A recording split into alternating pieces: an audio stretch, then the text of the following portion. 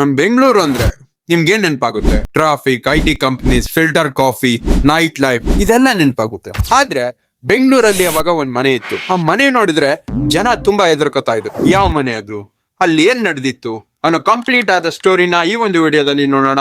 ವಿಡಿಯೋನ ತಡ ಮಾಡದೆ let's get to the video. Hi guys, welcome back to our YouTube channel. You just watching Tarun Gowda. ಇದು ನನ್ನ ಮೊದಲನೇ ಸೀರೀಸ್ ಬ್ಯಾಂಗ್ಳೂರ್ ಡಾರ್ಕ್ ಫೈಲ್ಸ್. ಇದು ಇವತ್ತಿನ ಫಸ್ಟ್ ಎಪಿಸೋಡ್ ವಿಡಿಯೋ. ಈ ಕತೆ ಶುರುವಾಗೋದು 2002ರಲ್ಲಿ ಬೆಂಗಳೂರಿನ ಸೆಂಟ್ ಮಾರ್ಕ್ಸ್ ರೋಡ್ ಅಲ್ಲಿ. ಸೆಂಟ್ ಮಾರ್ಕ್ಸ್ ರೋಡ್ ಈಗ ಒಂದು ಕಮರ್ಷಿಯಲ್ ಪ್ಲೇಸ್ ಮತ್ತು ಒಂದು ಬಿಸಿ ಏರಿಯಾ.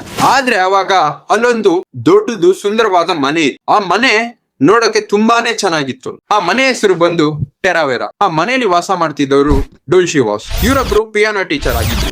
ಇವ್ರಿಗೆ ಸಂಜೆ ಆದ್ರೆ ಸಾಕು ಪಿಯಾನೋ ಪ್ಲೇ ಮಾಡೋ ಒಂಥರ ಹವ್ಯಾಸ ಇತ್ತು. ಇವರು ಕೂಡ ಪ್ಲೇ ಮಾಡ್ತಿದ್ರು. ಆದ್ರೆ ಜನಕ್ಕೆ ಏನ್ ಅಷ್ಟೊಂದು ವಿಚಿತ್ರ ಏನ್ ಅನ್ಸಿರ್ಲಿಲ್ಲ. ಆದ್ರೆ ಕೆಲವು ದಿನ ಆದ್ಮೇಲೆ ಅದೇ ಮನೆ ಬೆಂಗಳೂರಿನ ಮಿಸ್ಟೀರಿಯಸ್ ಸ್ಟೋರೀಸ್ ಗಳಲ್ಲಿ ಒಂದಾಗುತ್ತೆ ಅಂತ ಯಾರು ಕೂಡ ಯೋಚನೆ ಮಾಡಿರ್ಲಿಲ್ಲ. ಸೆಪ್ಟೆಂಬರ್ 4, 2002ರಲ್ಲಿ ಆ ಮನೆಗೆ ಒಬ್ಬ ವಿಚಿತ್ರವಾದ ವ್ಯಕ್ತಿ ಬರ್ತಾನೆ. ಬಂದವನು ಕೆಲವು ನಿಮಿಷ ಆದ್ಮೇಲೆ ಡೋಲ್ಶಿ ವಾಸ್ ಅವರ ಕೊಲೆ ಆಗುತ್ತೆ. ಕೊಲೆ ಮಾಡಿದವನು ಆ ವ್ಯಕ್ತಿನೇ. ಬಟ್ ಆ ವ್ಯಕ್ತಿ ಯಾರು ಅಂತ ಇದುವರೆಗೂ ಯಾರಿಗೂ ಗೊತ್ತಿಲ್ಲ. ಇದಾದ್ಮೇಲೆ ಆ ಮನೆಯಿಂದ ವಿಚಿತ್ರವಾದ ಸೌಂಡ್ ಬರೋದಾಗಿರ್ಬೋದು, ಆ ಮನೆ ಹತ್ರ ಯಾರೋ ನಿಂತಿರೋದಾಗಿರ್ಬೋದು, ಮನೆ ಒಳಗಡೆಯಿಂದ ಪಿಯಾನೋ ಸೌಂಡ್ ಬರೋದಾಗಿರ್ಬೋದು, ಇದೇ ರೀತಿ ವಿಚಿತ್ರ ಕಥೆಗಳು ಸ್ಟಾರ್ಟ್ ಆಗುತ್ತೆ. ಇಲ್ಲೆಲ್ಲ ಪೊಲೀಸ್ನವರು ಇನ್ವೆಸ್ಟಿಗೇಷನ್ ಮಾಡಿದ್ಮೇಲೆ ಅದು ಕೊಲೆ ಅಂತ ಪ್ರೂವ್ ಆಗುತ್ತೆ.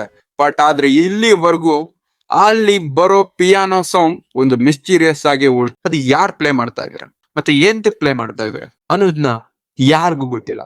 ಆದ್ರೆ ಈಗ್ಲೂ ಆ ಒಂದು ಜಾಗಕ್ಕೆ ಹೋಗಕ್ಕೆ ಜನ ಎದುರ್ಕೋತಾರೆ. ಆ ಜಾಗ ಇವಾಗ ಈಗಿದೆ ನೋಡಿ. ಇಲ್ಲಿವರೆಗೂ ನೋಡಿದ್ಮೇಲೆ ನಿಮ್ಗೇನ್ ಅನ್ಸುತ್ತೆ? ಇದು ಬರೀ ಕ್ರೈಮ್ ಸ್ಟೋರಿನಾ, ಅಥವಾ ಅಲ್ಲಿ ನಿಜವಾಗ್ಲೂ ಜನ ಹೇಳ್ತಿರೋ ಕಥೆಗಳು ನಡೀತಾ ಇದೆಯಾ, ಅಥವಾ ನಿಮ್ಗೂ ಏನಾದ್ರು ಎಕ್ಸ್ಪೀರಿಯನ್ಸ್ ಆಗಿದೆಯಾ? ಆಗಿದ್ರೆ ಕಮೆಂಟ್ ಬಾಕ್ಸ್ ಅಲ್ಲಿ ಟೈಪ್ ಮಾಡಿ. ನಿಮ್ಮ ಕಮೆಂಟ್ಸ್ ನಾನು ಓದ್ತೀನಿ ಅಂತ ಹೇಳ್ತಾ ನೆಕ್ಸ್ಟ್ ವಿಡಿಯೋದಲ್ಲಿ ಅಥವಾ ನೆಕ್ಸ್ಟ್ ಎಪಿಸೋಡ್ ಅಲ್ಲಿ ಸಿಗ್ತೀನಿ.